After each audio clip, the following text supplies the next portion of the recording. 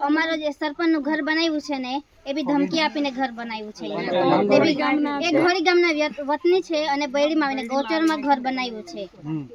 ધમકી આપીને બનાવ્યું છે તમે જે કરવું હોય તે તમે કરી લો પણ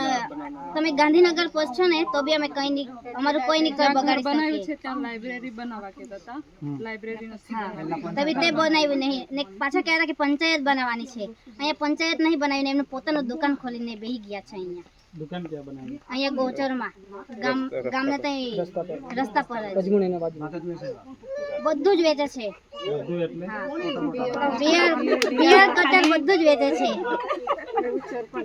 એવો સરપંચ છે અમારા ગામનો ભાજપના છે ભાજપના વ્યક્તિ છે એટલે બધું જ કરી શકે એ લોકો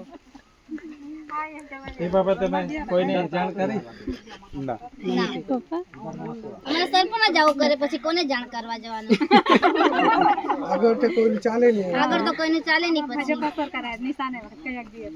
બધું ભાજપનું જ ચાલે કોઈનું ચાલતું નહીં ને અમારા જે ચૈતરભાઈ છે જે સારું કરે છે તેમને જેલમાં બી મૂકી દીધા છે